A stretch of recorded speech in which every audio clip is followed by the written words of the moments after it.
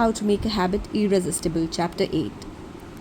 In the 1940s, a Dutch scientist named Nico Tinbergen performed a series of experiments that transformed our understanding of what motivates us. Tinbergen, who eventually won a Nobel Prize for his work, was investigating herring gulls, the grey and white birds often seen flying along the seashores of North America.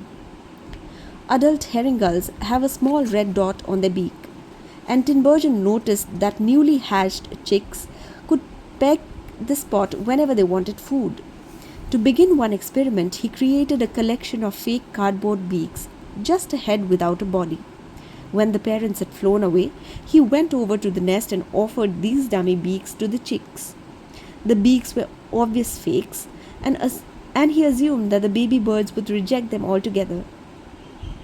However, when the tiny gulls saw the red spot on the cardboard beak, they pecked away, just as if it were attached to their own mother.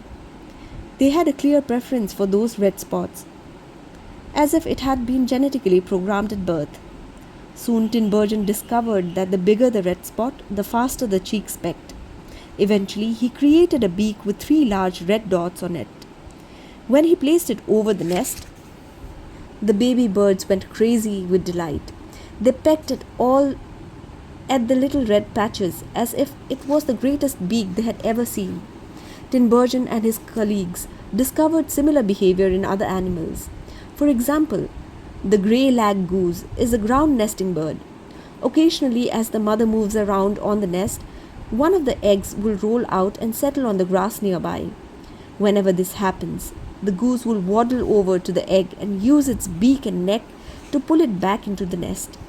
Tinbergen discovered that the goose will pull any nearby round objects, just as billiard ball or a light bulb, back into the nest. The bigger the object, the greater their response. One goose even made a tremendous effort to roll a volleyball back and sit on top. Like the baby gull automatically pecking at red dots, the grey lag goose was following an instinctive rule. When I see a round object nearby, I must roll it back into the nest. The bigger the round object, the harder I should try to get it. It's like the brain of each animal is preloaded with certain rules for behavior, and when it comes across as an exaggerated version of that rule, it lights up like a Christmas tree.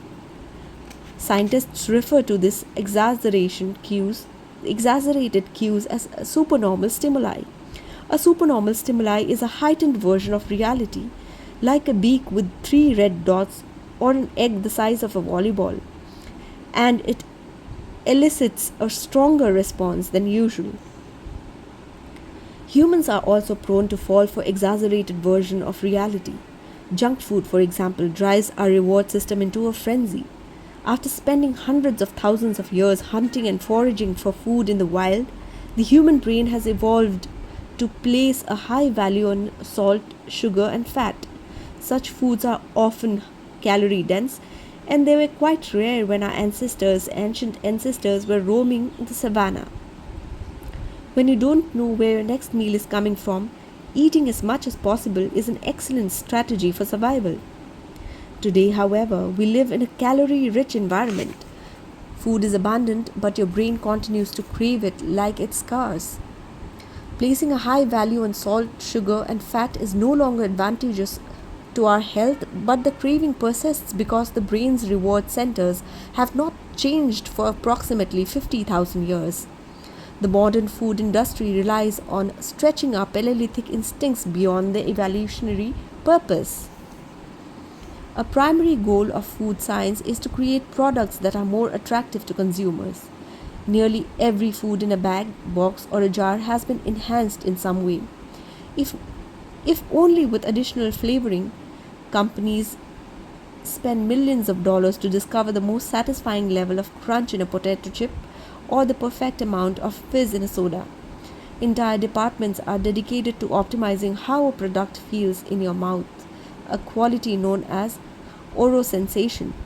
French fries, for example, are a potent combination: golden brown and crunchy on the outside, light and smooth on the inside. Other processed food enhance dynamic contrast, which refers to items with a combination of sensations. like crunchy and creamy. Imagine the gooiness of melted cheese on top of a crispy pizza crust, or the crunch of an Oreo cookie combined with its smooth center. With natural, unprocessed food, you tend to experience the same sensation over and over again. How's that 17th bite of a kale taste? After a few minutes, your brain loses interest and you begin to feel dull, full. But foods that are high in dynamic contrast keep the experience novel and interesting, encouraging you to eat more.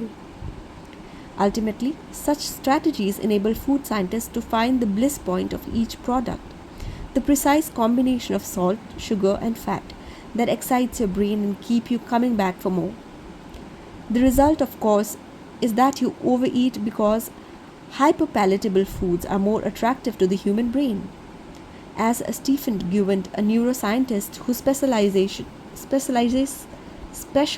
in eating behavior and obesity, says, we've got we've gotten too good at pushing our own buttons.